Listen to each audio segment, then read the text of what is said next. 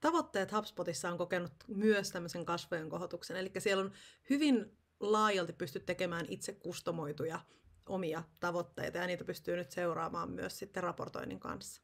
Katsotaan tällä videolla, miten HubSpotin tavoitteiden asettaminen toimii. Tämä tosissaan vaatii, että käyttäjille, keille tavoitteita laitetaan, niin on tämä maksullinen myyjän tai asiakastuen lisenssi. Käydään kurkkaamassa. Eli tavoitteisiin päästään täältä raportointia ja data-alta. Täältä mennään Goals. Ja sitten täältä oikeasta yläreunasta luo Goal. Jos sulla on Enterprise-lisenssi, niin sä voit luoda myös ihan alusta asti näitä tavoitteita. Professional-lisenssillä pystyy käyttämään näitä valmiita pohjia. Mutta yksinkertaista tämä on. Eli nyt meillä on vaikka nyt tämä revenue, eli myynnit. Pistetään tuosta aseta tavoite. Sitten mä nimeän sen.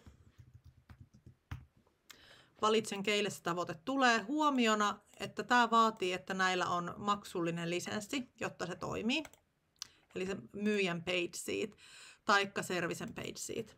Ja nyt sitten laitetaan, meillä on portaali, niin vähän hassut pipelineit siellä. Älkää välittäkö. Täältä sitten voit asettaa kuukausikohtaiset myyntitavoitteet, sille että se jakautuu kaikkialle tasaisesti. Silti sä voit täältä vielä klikkailla ja muokkaa näitä.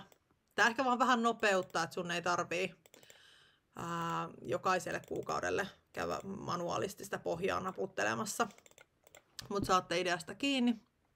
Sen jälkeen pistetään seuraava. Näistä sitten pystyisi määrittämään, että nyt jokaiselle lähtee viesti, että tällainen tavoite on teille laitettu, tavoite on ylitetty, tai tavoite on saavutettu, tai tavoite on mennyt niin kuin ohite.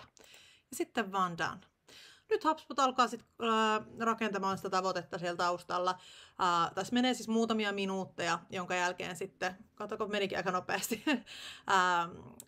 tämän jälkeen tänne tulee tämmöinen tavoiteseurantaulukko, jota pystyy sitten jatkossakin täältä Goalsien alta seuraamaan. Eli sitten kun tehdään Tiinan kanssa, painetaan kauppaa, niin täällä rupeaa tämä näkymään sitten, että miten prosentuaalisesti ollaan edetty. Ja täältä pystyy edelleen sitten katsomaan tarkemmin, mikä se goal on ja miten kuinka kauan sinne tavoitteeseen menee, tai tässä tilanteessa, kun puhutaan tammikuusta, niin milloin tämä on mennyt ohite ja kuinka täällä on sitten edetty.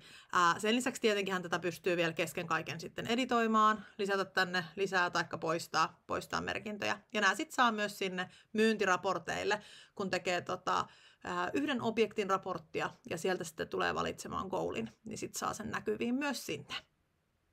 Jos te ette ole vielä ottanut käyttöön näitä tavoitteita, suosittelen erittäin lämpimästi hyödyntää sen teidän koko lisenssin voimat.